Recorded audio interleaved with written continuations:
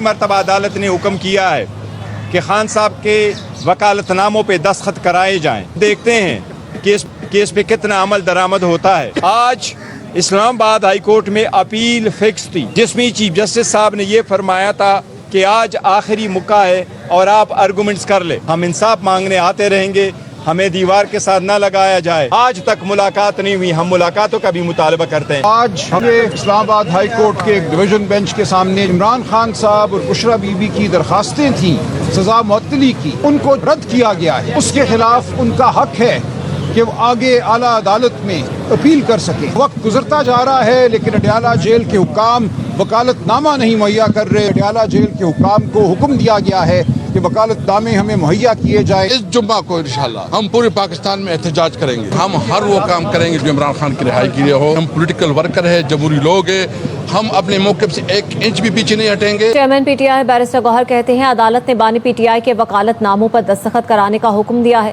بانی پی ٹی آئی سے ملاقات کا مطالبہ کرتے رہیں گے. سلمان اکرم راجہ کا کہنا ہے بانی پی ٹی آئی اور بشرا بی بی کو عدلیہ سے درخواست کا حق ہے. اڈیالہ جیل حکام وکالت نامے مہیا نہیں کر رہے. اسد کیسر نے جمعے کو احتجاج کی کال دیتے ہوئے کہا بانی کی رہائی کے موقف سے پیچھے نہیں ہٹیں گے.